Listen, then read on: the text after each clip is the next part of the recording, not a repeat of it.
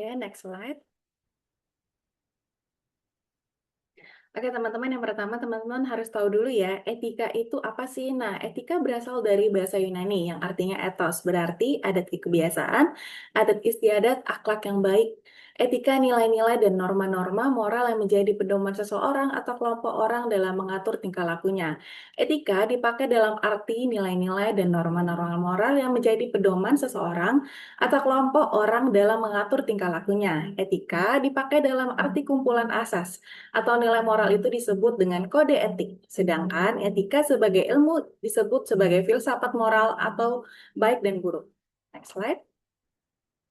Nah, teman-teman juga harus tahu ya, dasar moral itu apa? Berasal dari bahasa Latin, mos atau mores, yang juga berarti adat kebiasaan. Secara etimologis, arti dari kata etika sama dengan kata moral. Perbedaannya hanya pada bahasa asal etika dari bahasa Yunani, sedangkan moral dari bahasa Latin. Nilai-nilai norma yang menjadi pegangan seseorang atau kelompok orang dalam mengatur tingkah lakunya. Next slide. Nah, teman-teman harus tahu ya bahwa jabatan notaris itu dikatakan sebagai officium nobile, artinya jabatan yang mulia.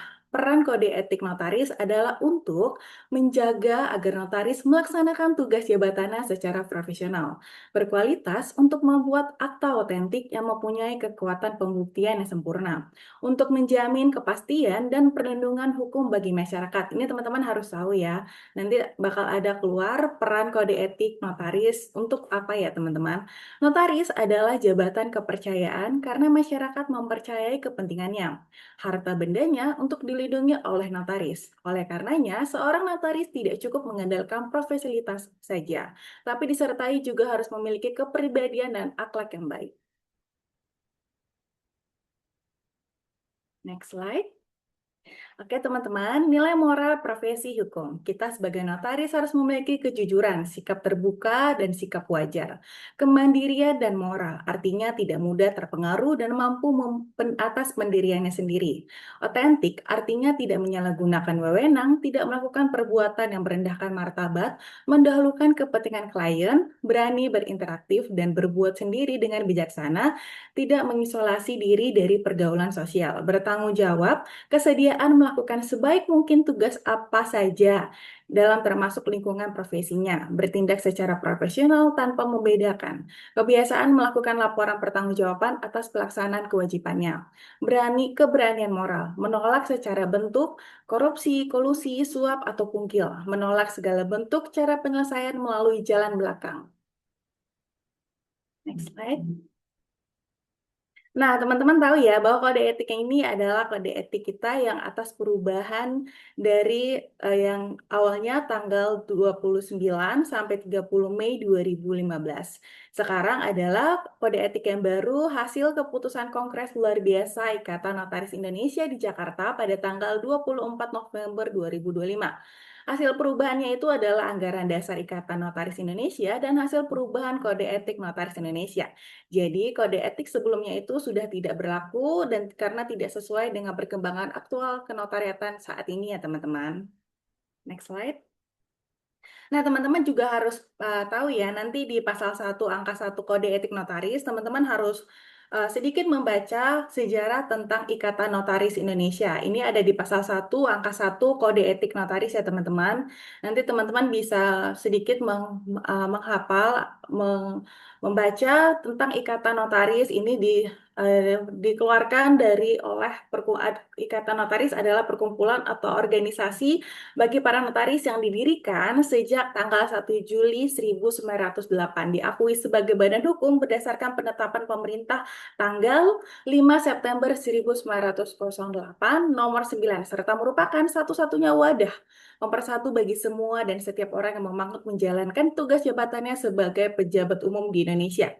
Nah, ini teman-teman nanti bisa baca selanjutnya. Oke, next slide. Nah, kode etik. Nah, teman-teman harus banget ini dihafal ya, pengertian kode etik ini karena keluar ya, teman-teman. Diatur dalam pasal 1 angka 2 Kode etik notaris selanjutnya disebut dengan kode etik adalah kaidah moral yang ditetapkan oleh perkumpulan berdasarkan keputusan kongres perkumpulan dan atau ketentuan dalam peraturan perundang-undangan yang mengatur jabatan notaris. Kode etik wajib ditaati oleh setiap anggota perkumpulan dan setiap orang yang memangut serta menjalankan tugas jabatan sebagai notaris, termasuk di dalamnya pejabat sementara notaris dan notaris pengganti sebagai pedoman perilaku keutamaan dalam menjalankan tugas jabatan profesi maupun dalam hubungan dengan sesama rekan, organisasi, dan masyarakat. Teman-teman juga harus tahu ya, ruang lingkup kode etik ini meliputi apa saja. Diatur dalam pasal 1, angka 11 kode etik berlaku sebagai pedoman bagi seluruh anggota perkumpulan maupun setiap orang yang memangut dan menjalankan tugas jabatan sebagai notaris, baik dan dalam menjalankan profesi maupun perilaku kehidupan sehari-hari yang berhubungan dengan klien, sesama rekan, organisasi, dan masyarakat. Teman-teman juga harus tahu ya, materi dalam kode etik notaris itu ada kewajiban, ada larangan, ada sanksi, dan ada eksekusinya.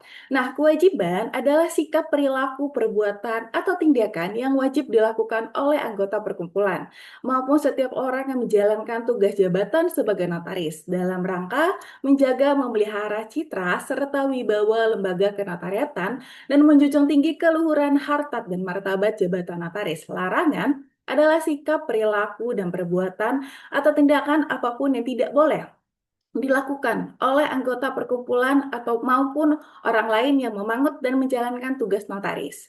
Sanksi adalah suatu hukuman yang dijatuhkan oleh Dewan Kehormatan yang dimaksud sebagai sarana, upaya, dan alat memaksa ketaatan dan kedisiplinan anggota perkumpulan maupun orang lain yang memangut dan menjalankan jabatannya. Eksekusi adalah pelaksanaan keputusan Dewan Kehormatan yang telah mempunyai kekuatan hukum tetap.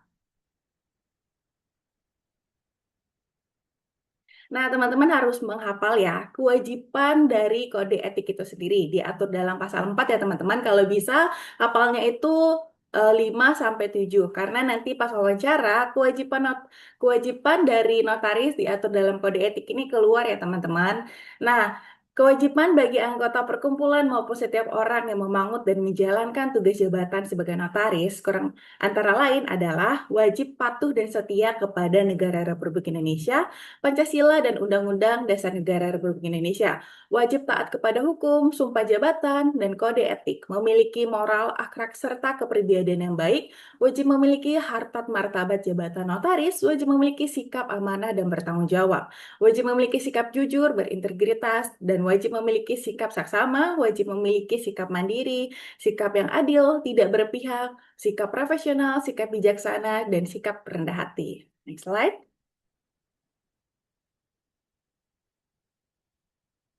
Nah, teman-teman juga ada kewajiban lainnya, yaitu diatur dalam Pasal 5 Ayat 2 Bagian A. Wajib menghormati keputusan atau kebijakan pemerintah. Wajib menetapkan, membuka, menjalankan hanya satu kantor di tempat kedudukan dan kantor tersebut merupakan satu-satunya tempat pelaksana tugas jabatan setiap hari. Wajib memasang satu papan nama di depan atau di lingkungan kantornya dengan pilihan ukuran yaitu 100 cm kali 40 cm, 150 cm kali 60 cm, atau 200 cm kali 80 cm yang memuat apa saja ya.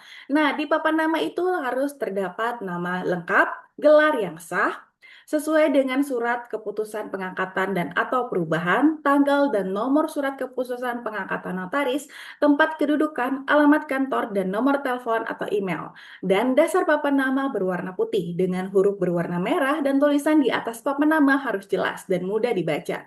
Kecuali di lingkungan kantor tersebut tidak memungkinkan untuk memasang papan nama yang dimaksud.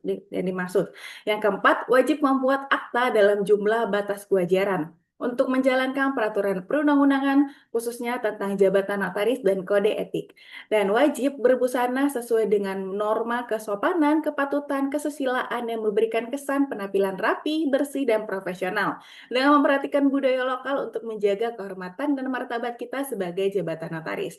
Dan detail-detailnya ini diatur dalam pasal 6-17 kode etik di dalam peraturan yang baru ya teman-teman ya, yang di Jakarta pada tanggal 29 November 2025 ya teman-teman ya.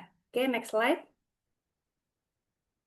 Oke, larangan. Teman-teman harus banget ini hafal larangan tentang kode etik ya. Kode etik ini nanti teman-teman kalau bisa hafalnya 7 sampai 8.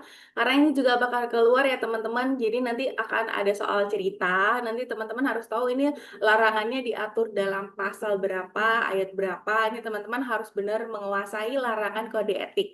Yang pertama itu dilarang membuat lebih dari satu kantor, baik kantor cabang maupun kantor perwakilan. Dilarang memasang papan nama atau tulisan yang berbunyi notaris atau kantor notaris di luar lingkungan kantor. Dilarang melakukan publikasi atau promosi diri dengan membuat konten iklan atau testimoni dari klien tentang keunggulan pelayanan jasa notaris secara terbuka, baik sendiri maupun secara bersama-sama dengan mencantumkan nama atau jabatannya, menggunakan media cetak dan atau media sosial yang dapat menurunkan martabat jabatan notaris. Dilarang bekerja sama dengan biro jasa perorangan atau badan usaha pada hakikatnya bertindak sebagai perantara untuk mencari atau mendapatkan klien dalam perbuatan akta notaris. Dilarang menandatangani akta yang proses pembuatannya telah disiapkan oleh pihak lain. Dilarang mengirim minuta kepada klien untuk ditandatangani.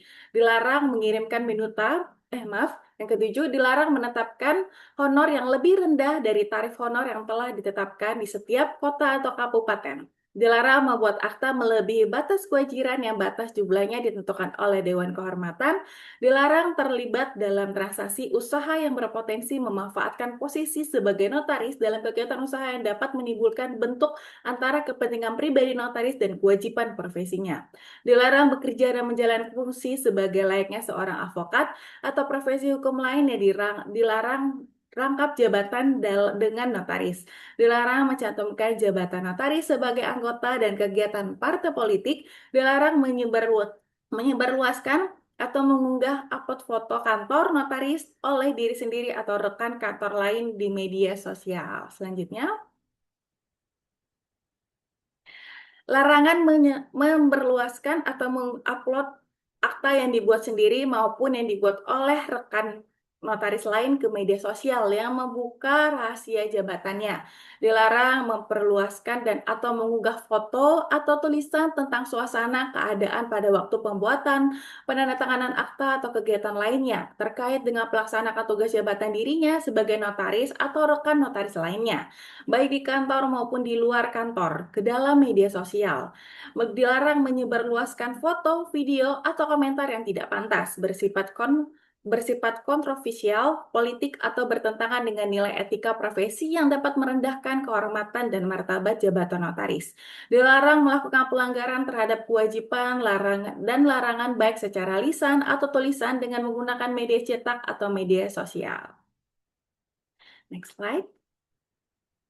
Nah, teman-teman, di sini ada pengecualian ya di dalam larangan itu. Nah, diatur dalam pasal 5 ayat 3. Nah, hal-hal yang tersebut di bawah ini merupakan pengecualian, oleh karena itu tidak termasuk di dalam pelanggaran, yaitu yang pertama, memasang satu tanda penunjuk jala dengan ukuran tidak melebihi 20 cm kali 50 cm, dasar berwarna putih, tulisan berwarna hitam, tanpa mencantumkan nama notaris, serta dipasang dalam radius maksimum 100 meter dari kantor.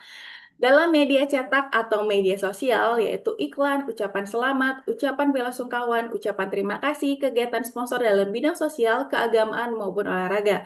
Mempunyai website sebagai sarana untuk menyebarkan informasi, ilmu pengetahuan kenotariatan kepada masyarakat, dengan catatan dengan tanpa menyebutkan jabatan notaris. Next slide. Nah, teman-teman juga harus tahu ya, di dalam pasal 18 Kode Etik ada penjelasan tentang Dewan Kehormatan, susunan organisasinya dalam rangka melaksanakan pembinaan, pengawasan, penegakan kode etik terhadap anggota perkumpulan dan setiap orang yang memakut serta menjalankan tugas jabatan sebagai notaris. Dibentuk suatu badan yang disebut dengan Dewan Kehormatan. Dewan Kehormatan ini terdiri dari Dewan Kehormatan Pusat pada tingkat nasional yang berkedudukan di DKI Jakarta, Dewan Kehormatan Wilayah pada tingkat provinsi yang berkedudukan di Ibu Kota Provinsi, Dewan Kehormatan Daerah yang bertindak di kabupaten dan kota yang berkedudukan di ibu kota kabupaten atau di ibu kota kabupaten atau kota. Tugas dan wewenangnya itu telah diatur dalam pasal 21 Kode Etik. Dewan Kehormatan berwenang dan bertugas untuk melakukan pembinaan terhadap anggota perkumpulan dan setiap orang yang memakut dan menjalankan tugas jabatan sebagai notaris, baik pembinaan perilaku maupun teknis profesi sesuai dengan wilayah kewenangannya, memberikan motivasi positif dan teladan yang baik kepada para anggota perkumpulan dan setiap orang yang memangut dan menjalankan tugas jabatannya sebagai notaris, melakukan pencegahan terjadi penyimbangan atau pelanggaran dalam pelaksanaan jabatan dan profesi notaris sesuai dengan wilayah kewenangannya, mengawasi perkembangan karir atas rekam jejak perilaku anggota perkumpulan dan setiap orang yang memakut dan menjalankan tugas jabatannya sebagai notaris, melaksanakan penegakan kode etik yang bersifat mandiri, bebas, intervensi, dan keberpihakan dalam menerima, memeriksa, dan memutus perkara atas laporan dugaan pelanggaran perilaku terhadap kode etik, anggaran dasar, anggaran rumah tangga, dan peraturan perkumpulan dan atau keputusan perkumpulan. Next slide. Nah, tata cara penegakan kode etik tersendiri itu diatur dalam pasal 22. Penegakan kode etik dilaksanakan Dewan Kehormatan sesuai wilayah kewenangannya dengan melakukan penerimaan, pemeriksaan, dan memutus perkara atas laporan dugaan pelanggaran perilaku sebagaimana diatur dalam pasal 1 angka 11 kode etik oleh anggota perkumpulan atau setiap orang yang memangkut dan menjalankan tugas jabatan sebagai notaris terhadap kode etik notaris, anggaran dasar, anggaran rumah tangga, peraturan perkumpulan lainnya. Laporan sebagaimana dimaksud dalam pasal 22 ini disampaikan oleh pelapor, antara lain yaitu masyarakat sebagai pihak dalam akta yang berkepentingan atau ahli warisnya yang merasa dirugikan atas perilaku notaris, baik dalam pelaksanaan jabatan maupun dalam perilaku kehidupan sehari-hari laku terlapor, atau Dewan Kehormatan atau pengurus perkumpulan. Next slide. Nah, sanksinya ada loh teman-teman.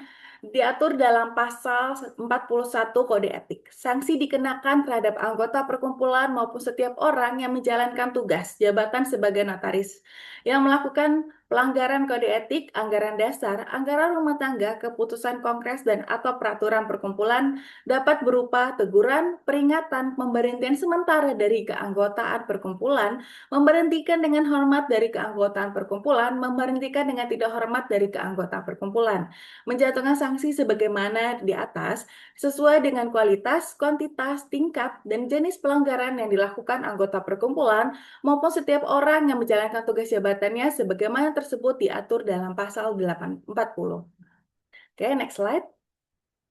Nah, pasal 41, penjatuhan sanksi berdasarkan tingkat pelanggaran ditentukan sebagai berikut. A, untuk pelanggaran ringan, sanksi berupa teguran atau peringatan. Untuk pelanggaran sedang, sanksi berupa pemberhentian sementara dari keanggotaan perkumpulan. Dan yang C, untuk pelanggaran berat, pasal 43 Dewan Kehormatan Daerah, Dewan Kehormatan Wilayah, Dewan Kehormatan Pusat wajib menyampaikan putusan penjatuhan sanksi yang telah mempunyai kekuatan hukum tetap.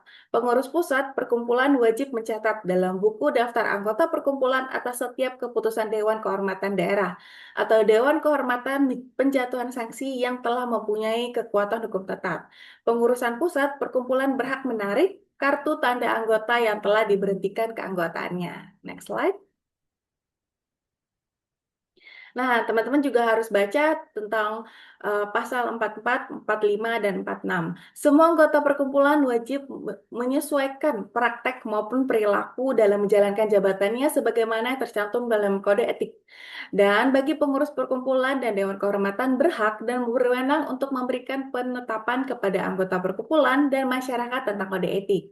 Hal mengenai pembinaan, pengawasan, penegakan kode etik notaris yang tidak atau belum cukup diatur dalam kode etik diatur lebih lanjut dalam peraturan Dewan Kehormatan Pusat. Nah, pasal 46 ini menjelaskan dengan ketetapan kode etik ini, maka kode etik notaris hasil perubahan kode etik Kode etik Kongres Luar Biasa Ikatan Notaris Indonesia pada Banten yang diselenggarakan pada tanggal 29 sampai 30 Mei 2015 dinyatakan dicabut dan tidak berlaku ya teman-teman. Jadi teman-teman harus mempelajari kode etik yang terbaru ya teman-teman. Oke, next slide.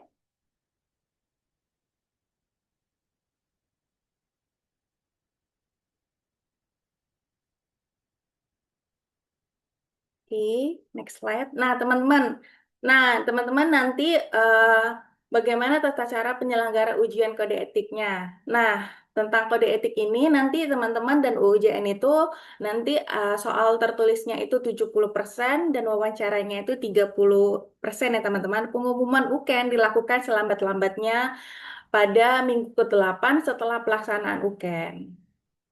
Nah, ini teman-teman sedikit pelajaran tentang kode etik ya, kurang lebih teman-teman harus tahu tentang kewajiban, larangan yang diatur dalam kode etik yang baru ya teman-teman, jangan sampai yang salah ya. Kode etik ke atas perubahan Anggaran Dasar Ikatan Notaris Indonesia, Kongres Luar Biasa Ikatan Notaris Indonesia, Jakarta 24 November 2025 ya teman-teman. Maaf tadi bukan 2000 bukan tanggal 29 ya teman-teman. Oke, selanjutnya.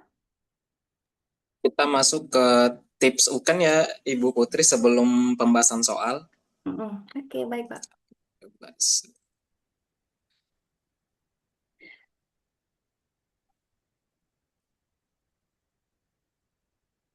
Oke teman-teman, di sini aku akan berbagi tips and trik UKAN 2026 sebagai alumni UKAN Oktober 2025 ya teman-teman ya. Yang pertama itu nanti pada saat ujian teman-teman harus berpakaian atasan putih, bawahan hitam, dan yang berkerudung itu teman-teman mau pakai kerudung berwarna hitam ya teman-teman ya. Sepatu bawahannya formal aja kalau bisa berwarna hitam ya, jangan catch ya teman-teman. Nah, yang pertama itu teman-teman harus benar-benar saat UKN itu tenang, karena nanti ujian kalau teman-teman panik malah nanti lupa ya teman-teman, apalagi pas wawancara, teman-teman jangan panik karena penguji-pengujinya baik-baik. Nanti kalau misalnya teman-teman grogi malah lupa pasal-pasalnya. Teman-teman kalau bisa jaga jam tidur, jam istirahat, apalagi nanti H-7 ya teman-teman. Teman-teman harus istirahat yang bagus agar kesehatan teman-teman baik, perbanyak membaca UUJN dan kode etik. Kalau bisa teman-teman membuat catatan rangkuman poin-poin penting yang dikeluar dalam UUJN dan kode etik ya teman-teman. Nah, persiapkan berkas-berkas pendaftaran karena nanti sebelum ujian teman-teman akan melakukan pemeriksaan dokumen-dokumen ya teman-teman.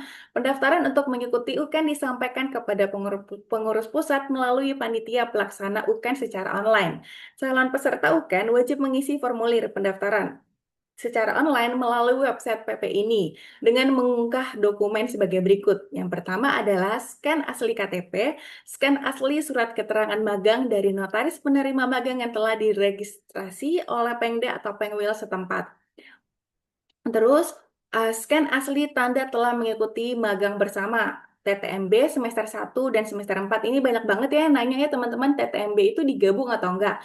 Kalau aku kemarin itu aku TTMB-nya itu digabung ya teman-teman. Jadi yang magang 24 itu yang paling atas berarti berurut ya teman-teman. Jadi nanti pas magangnya semester 1 yang paling bawah karena nanti akan dicek ya teman-teman TTMB dari semester 1, semester 2, 3 dan 4. Tapi punya saya waktu itu yang 4 yang paling atas ya teman-teman. Dan semester satunya di bawah. Scan asli sertifikat magang dari ini, scan asli sertifikat kegiatan dari ini, pas foto berwarna latar belakang merah berukuran 4x6. Panitia pelaksana UKAN dari pengurus pusat melakukan verifikasi dokumen sebagaimana dimaksud pada ayat 2 di atas untuk menentukan lulus seleksi administrasi pendaftaran UKAN. Dokumen sebagaimana dimaksud pada ayat 2 huruf A dan E di atas wajib diperlihatkan aslinya ya teman-teman pada saat mendaftar ulang di PNW pelaksanaan UKAN. Jangan sampai ketinggalan ya teman-teman. Waktu itu ada kejadian teman aku ketinggalan dan puji Tuhannya itu panitianya masih baik ya, mau nungguin teman aku berangkat dulu balik ke rumahnya dan ngambil dokumen aslinya ketinggalan. Jadi kalau bisa H-1 atau H-2 dokumen-dokumen aslinya udah dimasukkan. dalam satu map bening ya teman-teman, nanti bakal dicek satu-satu. Jangan jangan nanti pas pengecekan teman-teman buka-buka itu nanti panitianya bisa marah. Jadi lebih baik pakai map yang dalamnya bening, teman-teman masukin satu-satu ya dokumen aslinya. Terus pasal 2 syarat dan ketentuan peserta. Untuk dapat mengikuti UKEN, yang bersangkutan harus memenuhi syarat sebagai berikut. Telah terdaftar sebagai anggota luar biasa ini, sudah menjalankan magang di kantor notaris minimal 24 bulan dibuktikan dengan surat keterangan magang dari notaris yang menerima magang, telah mengikuti magang bersama sebanyak 4 kali yang memuat materi 4 semester dari kurikulum magang yang dibuktikan dengan sertifikat magang ini ya, telah mengumpulkan sekurang-kurangnya 18 poin. Nah, teman-teman 18 poin ini boleh lebih kok teman-teman. Yang penting satu yaitu sertifikat Pemda minimal, satu sertifikat Pengwil, satu sertifikat pusat ya teman-teman. Boleh 30, boleh lebih dari 30, yang penting minimal 18 ya teman-teman. Dan sertifikat yang terakhir juga Mabar 4 itu Pengwil punya 4 poin ya teman-teman. Jadi teman-teman nanti bisa bawa semua sertifikatnya yang asli ya. Jangan lupa ya teman-teman kalau misalnya mau tuh seminar, teman-teman dapat sertifikatnya dalam bentuk bukan sertifikat yang cetak, teman-teman kalau bisa dicetak ya. Nanti pas pengecekan itu akan dilihat satu-satu. Next, next slide. Nah, teman-teman, UKAN diselenggarakan serentak oleh PP ini di Pengwil pada tanggal 6 sampai 7 Maret 2026. Semua pendaftaran dilakukan melalui web PP ini. Tidak ada pendaftaran melalui Pengwil ya, teman-teman. Ini adalah beberapa wilayah yang sudah melakukan pendaftaran UKAN ya teman-teman, sudah dilakukan itu ya pada tanggal 22 Februari sampai dengan 3 Maret itu di Jawa Tengah, Jawa Timur, Sumatera Utara, Sulawesi Selatan, Bali, Banten, Riau, Jawa Barat. Dan ini juga ada di Pengwil, Sumatera Selatan. Teman-teman harus sering mengecek ya. Kalau sudah daftar di webnya, teman-teman harus lihat apakah sudah ada verifikasi atau email. Teman-teman harus sering-sering cek email ya, karena takutnya ada notifikasi atau ada revisi ya teman-teman. Karena saat teman-teman mengupload dokumen itu bakal ada revisi kalau tidak sesuai ya. Panitia akan melakukan pengecekan teman-teman sebelum nanti hari ujian, teman-teman dokumennya bakal direvisi kok. Oke, next slide. Nah, perbanyak membaca UU JN dan kode etik ya teman-teman. Undang-undang jabatannya tuh banyak banget ya teman-teman. Tapi saran saya, apa aja yang harus dipelajari, apa saja yang harus dikuasai lebih dalam atau dihafal ya teman-teman. Mengingat pasal-pasal UU JN itu banyak sekali. Nah, teman-teman harus mengetahui apa itu pada pasal 1, apa itu notaris, pasal berapa, terus notaris pengganti dan lain-lain. Pengertiannya, terus pengawasan terhadap notaris, tentu teman-teman juga harus tahu akta kewajiban notaris itu benar-benar teman-teman harus hafal karena ini banget keluar. Larangan juga teman-teman harus hafal kewajiban dan larangan kalau bisa lebih dari 5 ya teman-teman, karena nanti soalnya juga esai teman-teman, nanti ada cerita, teman-teman harus tahu kewajiban ini atau larangan ini diatur dalam pasal berapa ya. Terus protokol pengertiannya, protokol itu apa saja, itu teman-teman harus menguasai. Majelis notaris, syarat-syarat untuk menjadi diangkat notaris, kedudukan notaris dan wilayah kerja notaris ini banget keluar ya teman-teman. Pada esai dan pada wawancara, kedudukan notaris dan wilayah kerja notaris itu keluar ya teman-teman. Kode etik notaris terkait dengan kewajiban, sanksi, larangan, pengecualian, tata cara penegakan kode etik, dan ukuran papan nama. Pas saya wawancara, ukuran papan nama ini banget ditanya ya teman-teman, diatur dalam pasal berapa. Terus papan nama itu juga harus memuat apa saja dan tidak boleh memuat apa saja, dan harus benar-benar teman-teman kalau bisa menguasai kode-kode etik yang kewajiban juga, larangan juga ya teman-teman, karena itu keluar harus kalau bisa menguasai lebih dari 5 juga ya. Oke, next slide. Nah, wawancara teman-teman, wawancara nanti jangan panik, harus tenang, jangan grogi. Apalkan pasal-pasal yang penting secara tematik. Contohnya, Coba saudara jelaskan ketika saudara telah menjadi notaris, apa saja sih kewajiban seorang notaris? Seorang notaris wajib menjaga kehormatan jabatan, bertindak jujur dan mandiri, serta menjaga rahasia jabatan sesuai dengan prinsip kode etik dan pasal 16 UU JN.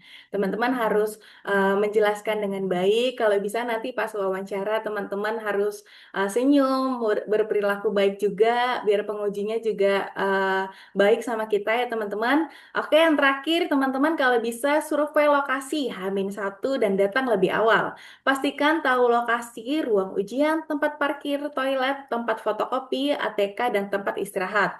Tanyakan ke panitia atau sapam lokasi supaya di hari H kamu tidak panik. Cek juga apakah ada waktu registrasi ulang dan dokumen apa yang harus dibawa seperti KTP, bukti pendaftaran, pulpen, dan lain-lain.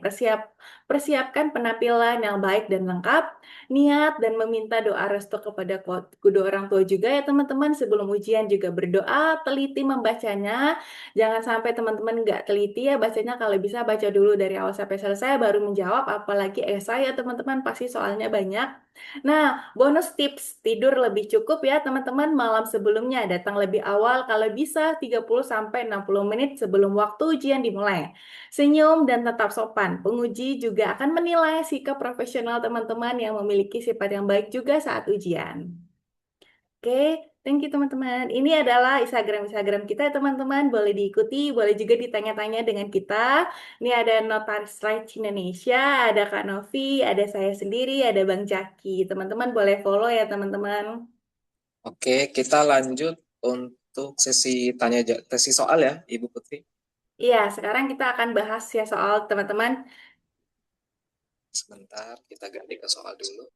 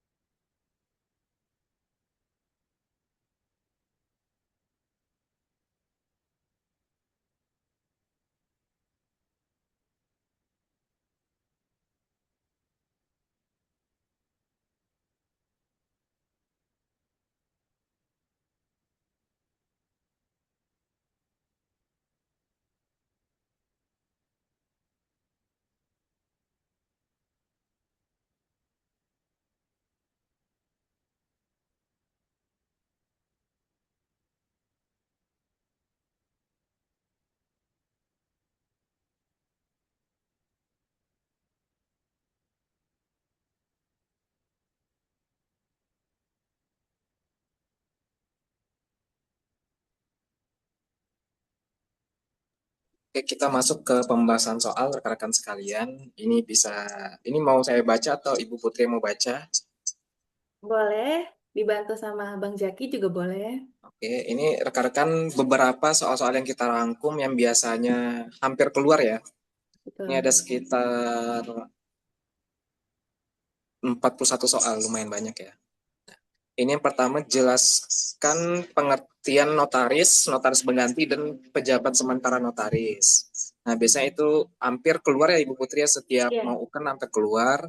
Dan jawabannya rekan-rekan bisa ngejawab diatur dalam Undang-Undang Nomor 2 Tahun 2014 tentang perubahan atas Undang-Undang Nomor 30 Tahun 2004 tentang jabatan notaris. Lalu jangan lupa juga ditulis pasalnya, pasal 1 ayat 1, pasal 1 ayat 2, pasal 1 ayat 3 terkait notaris, pejabat sementara notaris, notaris pengganti. Lalu kita lanjut nomor 2. Nah, ini harusnya di luar kepala udah pada hafal nih, sebutkan undang-undang yang mengatur tentang jabatan notaris. Nah, ini biasanya di luar kepala udah pada hafal ya. Ini jangan lupa di print ya rekan-rekan, udah dikirim ke grup, nanti yang jawabannya dikirim juga. Nanti kita berikan dua versi ya, ada yang versi 1 sama versi 2. Nah, jawabannya itu Undang-Undang Nomor 2 Tahun 2014 perubahan atas Undang-Undang Nomor 30 Tahun 2004 tentang jabatan notaris. Nah, lalu ada juga biasanya ada juga pertanyaan sebutkan kewenangan kewajiban larangan dalam UU JN. Nah, ini ada juga nih lumayan panjang ini jawabannya. Ini lumayan panjang, rekan-rekan bisa ngetandain ya pasalnya nanti bisa dibaca secara mandiri yaitu ada pada pasal 15 ayat 1 terkait kewenangan notaris. Nah, ini bisa dibaca juga nanti. Nah, lalu ada juga di pasal 16 terkait kewajiban notaris. Lalu di pasal 17 terkait larangan notaris. Ini jangan lupa dihafal juga ya, harus di luar kepala. Ini contoh, misalkan di esainya ditanyain menjilid akta yang dibuatnya dalam 1 bulan menjadi buku yang memuat tidak lebih dari 50 akta. Nah, ada juga bisa ditanya berapa maksimal per bulan akta itu dibuat. Ada juga. Lanjut nomor 4. Nah, apa yang dimaksud dengan minuta akte? Diatur dalam UUJN pasal 1 ayat 8, minuta akte adalah asli akte yang mencantum tanda tangan para penghadap, saksi, notaris, dan simpan sebagai bagian protokol notaris. Lalu kita lanjut nomor 5. Apa yang dimaksud dengan protokol notaris dan terdiri dari apa saja, itu diatur di UUJN juga, yaitu pada pasal 1 ayat 13. Nah, apa aja sih protokol notaris? Ini harusnya udah pada di luar kepala ya, yang udah mengikuti magang 2 tahun ataupun sudah menjadi notaris pengganti. Nah, ini asli akta atau minuta, repertorium, buku daftar akta, kelapar atau buku daftar nama penghadap, buku daftar akta di bawah tangan, buku daftar akta di bawah tangan yang didaftarkan yaitu warmarking atau legalisasi, lalu buku daftar wasiat dan buku pendukung lainnya. Oke, kita lanjut nomor 6. Nah, jelaskan perbedaan tempat kedudukan notaris. Ini harusnya pada udah bisa tahu ya bahwa tempat kedudukan notaris itu di daerah kabupaten atau kota, sedangkan tempat wilayah kerja ini satu provinsi. Jadi bedakan antara PPAT dengan notaris ya. Sedangkan PPAT itu wilayah kerjanya hanya kota atau kabupaten, sedangkan notaris satu provinsi untuk wilayah kerja. Nah, lalu notaris wajib mempunyai hanya satu kantor di tempat kedudukannya. Jangan sampai ada kantor lainnya rekan-rekan, nanti biasa disidak itu tiap per tahun pemeriksaan atau kadang ada juga bisa di pemeriksaannya 2 kali setahun ada juga. Tergantung tergantung MPD-nya sih biasanya.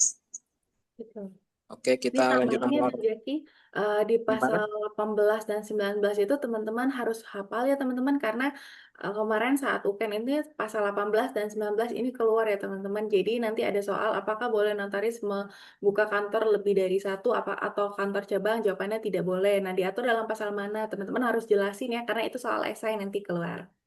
Iya, jangan jangan sampai jangan lupa ditandain ya rekan-rekan sekalian yang sekarang lagi ini pulpen bisa dicatat juga. Nah, kita lanjut nomor 7. Sebutkan wewenang dan struktur majelis pengawas notaris. Jawabannya itu diatur dalam UU JN pasal 67, pasal 68. Majelis pengawas yaitu badan yang punya kewenangan dan kewajiban untuk melaksanakan pembinaan dan pengawasan terhadap notaris. Nah, lalu ada juga unsurnya beberapa orang. Nah, unsurnya ada dari pemerintah 3, dari organisasi notaris 3, dan dari akademisi 3. Lalu majelis pengawas terdiri dari apa saja yaitu MPD, MPW, MPP yaitu pusat. Kita lanjut nomor 8. Apa yang dimaksud dengan Majelis Kehormatan Notaris? Ini ada di UUJN juga, yaitu di pasal 1 ayat pasal 1 di Permen Kumham. Majelis Kehormatan Notaris adalah satu badan yang punya kewenangan untuk melaksanakan pembinaan notaris dan kewajiban memberikan persetujuan atau penolakan untuk kepentingan penyidikan dan proses peradilan. Jangan sampai lupa ya pembedaannya ya antara Majelis Kehormatan dengan Majelis Pengawas. Majelis Pengawas ini kewenangannya dan kewajibannya untuk pembinaan, sedangkan untuk kehormatan ini terkait dari adanya proses penyidikan, misal kita ada tersangkut paut dengan hukum, jangan sampai rekan-rekan sekalian ketika kalian telah menjadi notaris nanti, tapi pasti sih biasanya ada panggilan sih biasanya ya biasanya. Oke, ini juga ada juga dalam pasal 66 dan 67 UU JN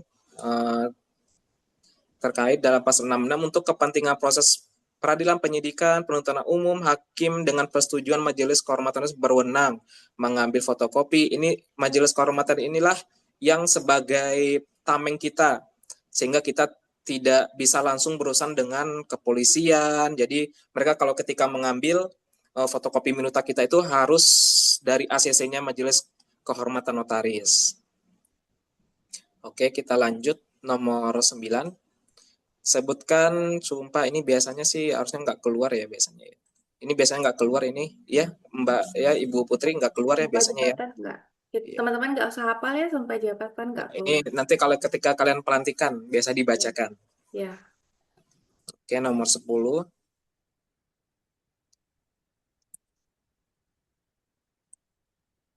Ini Ini juga kurang lebih dipahami ya, karena ya kita dipahami mm, aja buat terkait akad. akta, Mm-mm. dipahami aja semuanya, pada bisa udah pada tahu ya akta itu apa saja adanya, ada judul, ada nomor. Ini biasanya ini di luar, udah di luar kepala ya. Udah di luar kepala nih biasanya. Oke, kita lanjut nomor 10. Ini terkait bolehkah tempat kedudukan notaris berbeda dengan PPAT? Jawabannya tidak boleh ya, karena PPAT itu mengikuti daerah tempat kedudukannya notaris. Disebutkan syarat pengangkatan notaris. Ini biasanya nggak keluar ya rekan-rekan sekalian, tapi nggak apa-apa dipahami saja. Ini kita lanjut. Eh, sang, ini syarat pada saksi akta. Kemarin keluar nggak Ibu Putri terkait saksi akta? Enggak, sanksi akta nggak Oke, keluar. Jadi teman-teman pahami aja ya.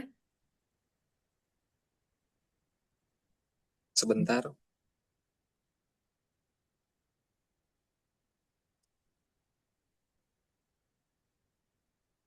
Oke, kita lanjut nomor 14.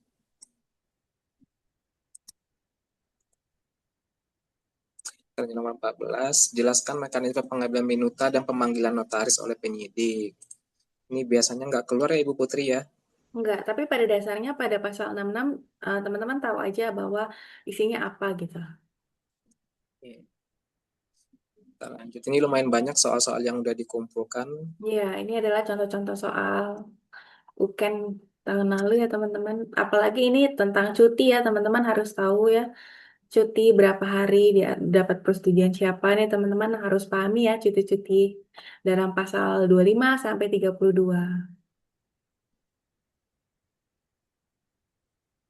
Oke, kita lanjut. Berapa usia pensiun notaris?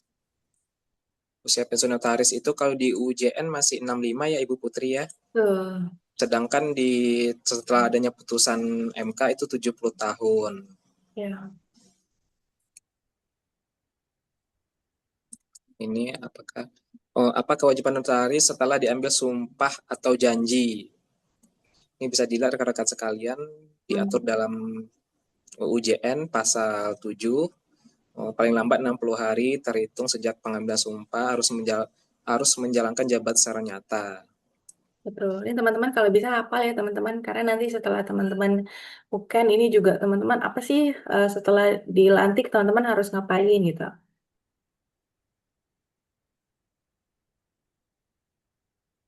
Ini apa yang dimaksud dengan kode etik? Kode etik diatur dalam kode etik KLB yang pada November 2025. Kaidah moral ditetapkan oleh perkumpulan berdasarkan keputusan kongres perkumpulan atau ketentuan dalam peraturan perundang-undangan yang mengatur jabatan notaris. Ini biasanya keluar ya Ibu Putri ya, Ya, itu terkait sangat kode keluar. etik. Ini kita nomor 19, sebutkan kewajiban dan larangan dan pengecualian dalam kode etik Ibu Putri. Ini keluar juga ya. Keluar pengertian, kewajiban, larangan, pengecualian. Keluar. Ini bisa dilihat rekan-rekan sekalian di Zoom-nya, adanya di pasal 4 kewajiban. Nanti terkait kode etik akan dikirim sama Mbak Agatha ya ke grup ya. Ini ada pasal 4, pasal 5. Lalu larangan juga mempunyai lebih dari satu kantor. Ini bisa dibaca rekan-rekan sekalian, lumayan banyak soalnya. Nah, ada juga pengecualian. Nah, apa saja pengecualiannya? Memasang satu tanda penunjuk jalan dengan ukuran tidak melebihi dari 20 kali 50 cm. Kadang juga ada yang pertanyaan seperti ini, ada juga uken-uken sebelumnya. Oke, kita lanjut. Siapa yang menetapkan kode etik? Oke, diatur dalam UU JN, yaitu organisasi organisasi notaris yang menetapkan dan menegakkan kode etik notaris. Nah, jelaskan terkait kode etik dengan UU JN. UU JN adalah pedoman pelaksanaan tugas jabatan, sedangkan kode etik terkait pedoman perilaku moral kita sebagai notaris. Oke, nomor 22. Siapa yang menjalankan pengawasan terhadap penegakan kode etik? Artinya udah pada tahu ya yang terkait kode etik ini yaitu Dewan Kehormatan. Oke, kita lanjut. 23. Siapa notaris pertama? Ini kemarin ketika Ibu Putri Uken keluar tidak? Kalau Enggak, terkait, oh enggak ya. tidak. Ini bisa dibaca aja ya terkait ininya. Oh, ada keluar sejarah juga nggak Ibu Putri ketika ujian? Sejarah tidak. Oh tidak. Mm. Tapi Ini bisa teman-teman di boleh baca ya. bisa ya dihafal juga terkait Mm. sejarah. Siapa tahu keluar, Iya siapa tahu betul. nanti soalnya beda-beda satu Betul. persatu ya. Karena ini Iya. bukan di pusat ujiannya, jadi per penwil. Nomor 25. Nah, bisa juga nanti wawancara. Ini ada juga pertanyaan ini. Jelaskan mengapa Anda ingin menjadi notaris. Ini sangat keluar teman-teman. Nanti pas wawancara dimulai, itu udah pertanyaan nomor satu. Iya, bisa jawabannya seperti ini ya rekan-rekan sekalian. Ya. Lalu jelaskan mengapa perilaku notaris perlu diawasi. Ini karena apabila notaris tidak diawasi maka akan terjadi pelanggaran yang dilakukan oleh notaris itu sendiri, terutama terhadap kode etik serta untuk menjaga, memelihara serta menjunjung harkat dan martabat jabatan notaris. Oke, nomor 27. Jelaskan apakah notaris boleh membuka kantor cabang? Tentu tidak. Itu diatur dalam kode etik serta di dalam kode etik. Nomor 28. Jelaskan apakah notaris boleh bekerjasama dengan biro jasa? Tentu tidak boleh rekan-rekan sekalian. 29.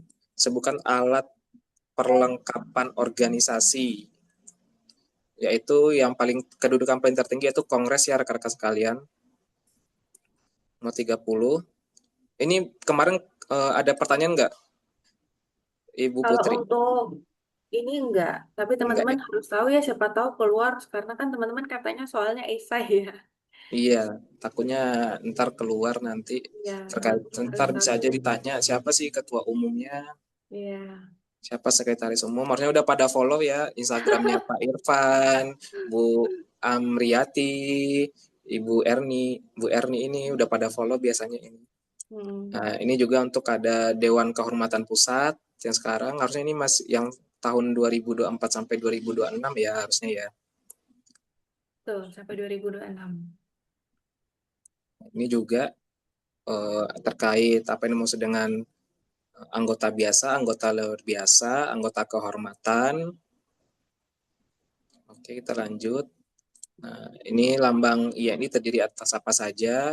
Bisa jadi nanti keluar.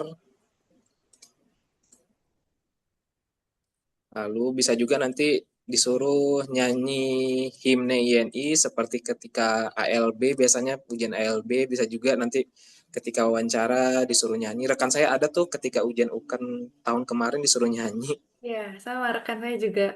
Ya, Jadi random ya pertanyaannya, ya teman-teman. random pertanyaannya setiap wawancaranya random. Oke, kita lanjut. Nomor 35. Apa konsekuensi hukum seseorang telah diambil sumpah sebagai notaris tapi masih menjadi pegawai instansi pemerintah? Nah, bisa jadi ada pertanyaan seperti ini. Rekan-rekan harus menjawabnya dengan pasal juga ya. Ketika seseorang telah diambil sumpah sebagai notaris, maka dia harus mengundurkan diri dari status pekerjaannya sebagai pegawai instansi pemerintah. Nah, ini bisa jadi juga ada pertanyaan boleh tidak jika akta notaris tidak dibacakan. Bahwasanya boleh atas permintaan para pihak kata ini tidak dibacakan. Biasanya di akhir akta akan disebutkan juga. Oke, kita lanjut nomor 37 apa yang dimaksud dengan Mahkamah Perkumpulan.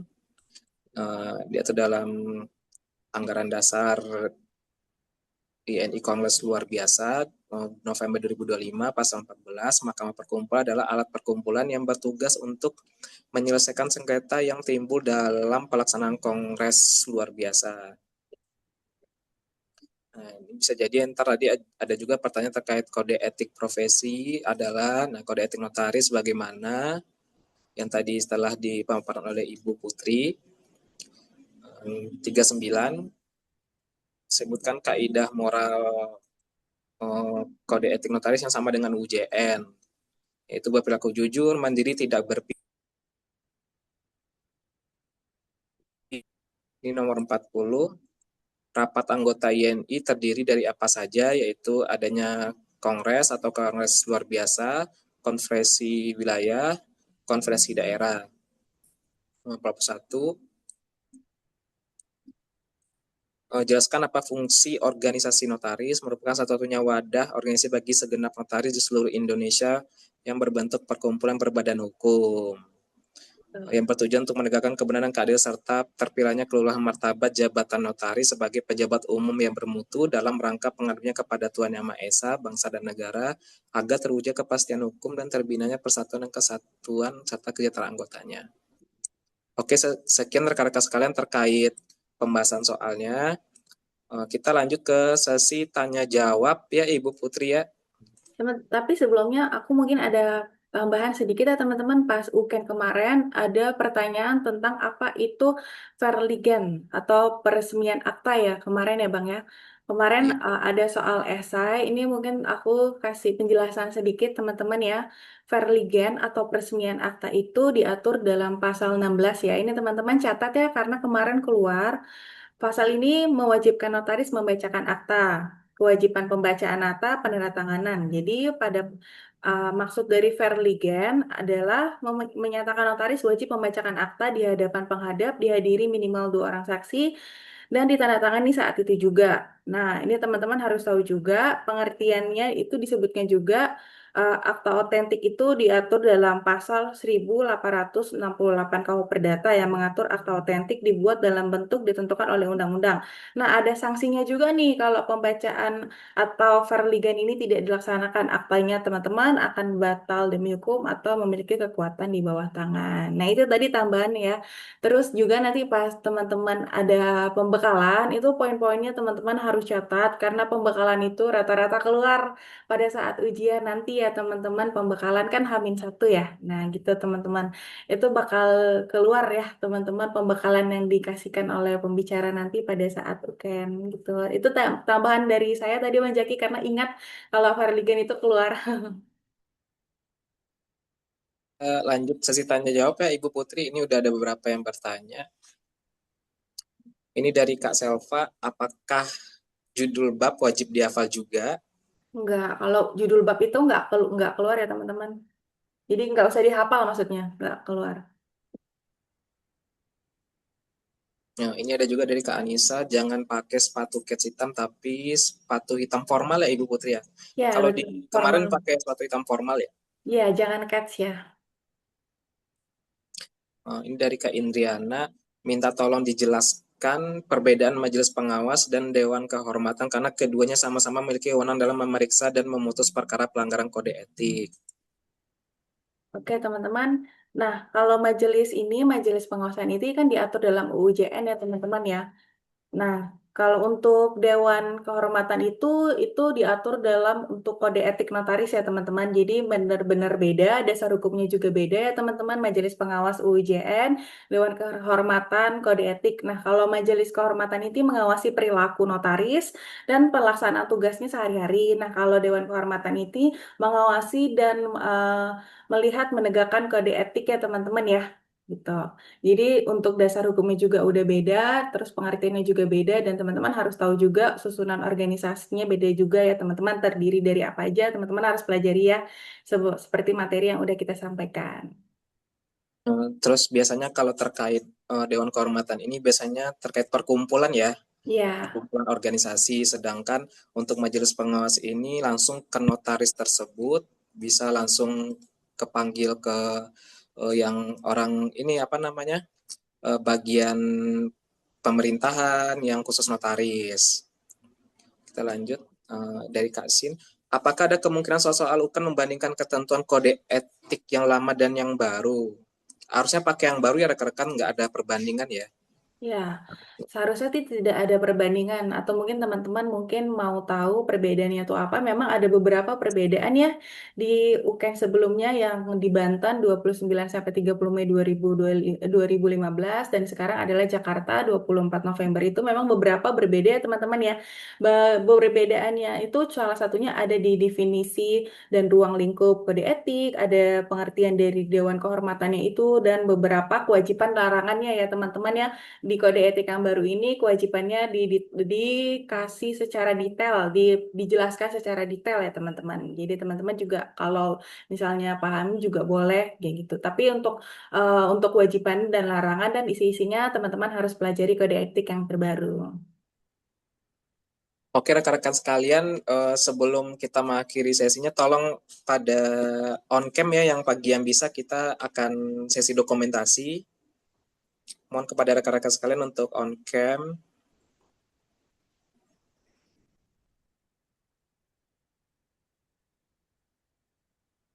Oke, bisa di capture.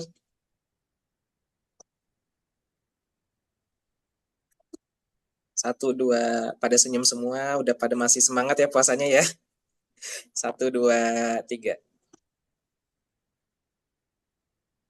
Satu, dua, tiga. Oke, terima kasih rekan-rekan sekalian. Masih adakah yang ingin bertanya sebelum kita penutupan?